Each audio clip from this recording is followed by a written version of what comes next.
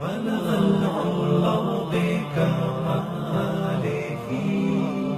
كشف الدجى بجماله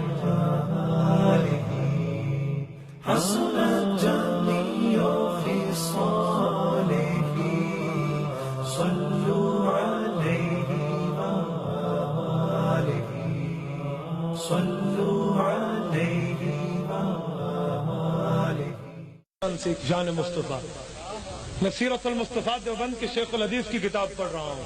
میں نے تبھی تمہیں کہا ہے شاید تو نے اعتراض دیوبند پہ کیا ہوگا, تو نے دیوبند کو پڑھا نہیں ہوگا, کسی ظالم سے سنا ہوگا, اس ظالم نے اپنے پیٹ کے پیسوں کے لیے تجھے دیوبند سے متنفر کیا ہوگا. گستاخ رسول گستاخ رسول یہ گستاخ ہے. گستاخ کی گاف جس کے شروع میں آئے میں کتے سے بڑا بے ایمان سمجھتا ہوں. گستاخ کی گاف جس کے شروع میں آئے. کون کہتا ہے مرزا قادیانی پہ سب سے پہلے کفر کا فتویٰ لدھیانہ کے دیوبندی علماء نے دیا تھا؟ کون کہتا ہے؟ کون کہتے ہیں دیوبندی ایسے نہیں ہے؟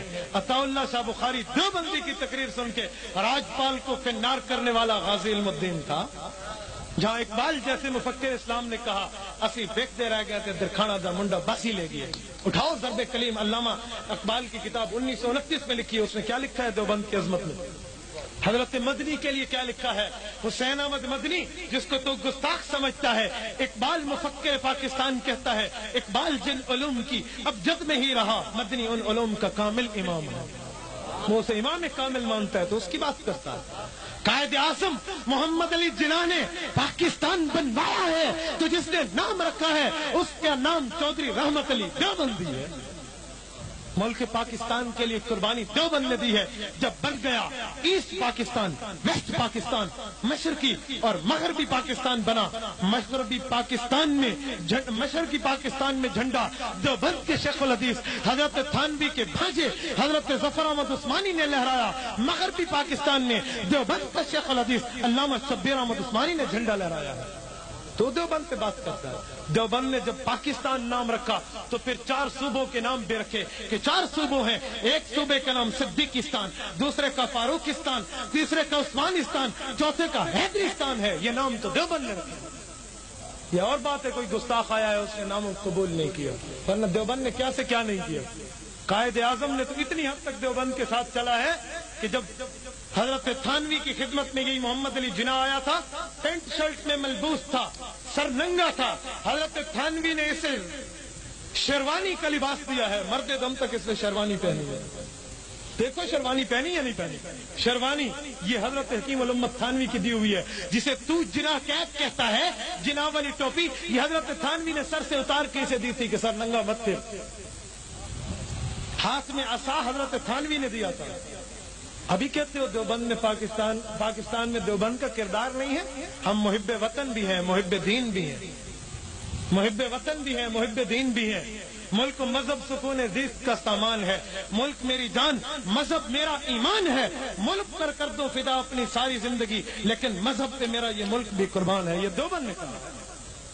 تو دیوبند نے شان مصطفیٰ بھی سمجھائی ہے, شان ملک مصطفیٰ بھی سمجھائی ہے. اچھا یاد ہے نا, تو حضور پاک علیہ السلام نے گھر لیا نہیں ہے, گھر دیا ہے. دیوبند کی عظمت کو ترازو میں نہ تول, یہ تو ہر دور میں انمول رہا ہے.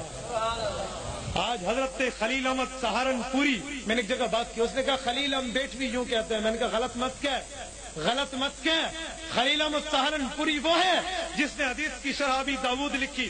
شرح ابی داود ان نے لکھی ہے بذل المجہود. پھر اٹھا کے اللہ سے کہا اللہ میں نے تیرے نبی کی حبیب کبریا کی باتوں کی شرح لکھی ہے, تجھے قبول ہے تو مجھے قبر مدینہ منورہ میں دے. آج اس خلیل احمد سہارنپوری کی قبر حضور کے پڑوس جنت البقیع میں ہے. دیوبند کی عظمت کی بات کرتا ہے. قرآن پاک کے بعد درجہ تو بخاری کا ہے, لیکن سب سے زیادہ جو کتاب دنیا میں پڑھی جاتی ہے اس کا نام پتہ ہے؟ قرآن کے بعد جو سب سے زیادہ دنیا میں کتاب پڑھی جاتی ہے, رتبہ نہیں, سب سے زیادہ پڑھی جانے والی فضائل اعمال.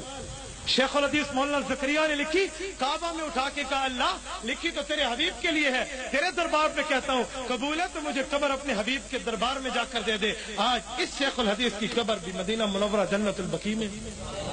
بدر عالم میٹھی نے ترجمان السنہ لکھی تو اللہ میں نے سنت کے ترجمانے لکھی ہے, قبول ہے تو مجھے قبر وہی دے. آج یہ جنت البقیع میں دفن ہے. یہ پوری کتاب ملتی ہے, آپ اٹھا کے دیکھیں کہ مدینہ منورہ میں اکابر دیوبند کی قبریں. آج ہم حبیب کبریا کے پاس مدفون ہیں، ابھی بھی میری سنت پہ، میری نسبت پہ، میرے مذہب پہ، میرے عشق پہ، میرے جلال پہ شک کرتے ہو؟ ابھی بھی شک ہے؟ محمد الرسول اللہ کی عظمت تو 4 چاند تو لگے ہوئے تھے، لیکن اس نے خدمت کا کام لیا تو اللہ نے علماء دیوبند سے لیا۔ کون کہتا ہے کہ دیوبند نے یہ کام نہیں کیا؟ کون کہتا ہے دیوبند؟ آج پوری دنیا کے 183 ممالک میں چلے جاؤ، کوئی ملک ایسا نہیں ہے جہاں دیوبند کا پڑا ہوا موجود نہ ہو، دیوبند کا خادم موجود نہ ہو۔ تم کہتے ہو دیوبندیوں نے کیا؟ حضرت حسین احمد مدنی رحمۃ اللہ تعالی علیہ، اٹھاؤ حیات شیخ الاسلام۔ مولانا حسن افضال کراچی والے کی اٹھاؤ حیات شیخ الاسلام۔ حضرت حسین احمد مدنی کے واقعات اٹھاؤ، 18 سال حضور کے روزے کے پاس بیٹھ کے اس کا نماز بخاری شریف کا درس دیا۔ حضور پاک علیہ الصلوۃ والسلام کے لیے تصوف کے اس عالم پہ تھے، کسی حدیث میں کوئی شرح کے اوپر شک پڑتا، سینہ جھکا کے صاحب حدیث سے پوچھ لیتے۔ اس پہ بات کرتے ہو؟ یہی حسین احمد مدنی، اس نے وہاں بیٹھ کے پڑھایا ہے۔ چلو ایک واقعہ اور بھی سناتا جاؤں۔ یہ موضوع تو اپنی جگہ ہے کہ حیات انبیاء قرآن سے ثابت ہے، میرا موضوع نہیں ہے، ورنہ میں اس پہ آیات پڑھتا، حدیث پڑھتا۔ حضرت مدنی کی بات آئی تو حیات پہ بات سنو۔ حسن افضال لکھتے ہیں حضرت مدنی کے خلیفہ، فرمایا حضرت مدنی کے سامنے ایک بے ایمان حیات النبی کا منکر بیٹھا تھا۔ حضرت مدنی نے کہا الانبیاء احیاء فی قبورہم، نبی قبر میں زندہ ہے۔ اس نے اعتراض کیا، حضرت نے جواب دیا، پھر اعتراض کیا، پھر جواب دیا، پھر اعتراض، پھر جواب۔ آقا حضرت مدنی نے تصوف اور کشف کی حالت میں پہنچ کے اللہ سے عرض کیا اللہ اسے کیسے سمجھاؤں؟ پھر اسے کہا اے پگلے تو نبی کی زندگی نہیں مانتا، نبی کی زندگی تو ایسے ہے جیسے سورج روشن ہے، وہ دیکھ روزے کو۔ وہ منکر کہتا ہے کہ میں توبہ طیب اسی وجہ سے ہوا، مدنی کے کہنے پہ روزے کو دیکھا تو روزہ یوں لگا جیسے روزہ مبارک کی جالیاں ہٹ گئی۔ حضور پاک علیہ السلام زندہ بیٹھ کے کہتے ہیں میری آیات نہیں مانتا۔ اٹھا حیات شیخ الاسلام، اٹھا حضرت مدنی کی، اس پہ بات کرتے ہو؟ میرے بھائیوں دیوبند کے اوپر بات مت کیا کرو، کسی بے ایمان بندے کی بات سن کے دیوبند کو غلط مت کر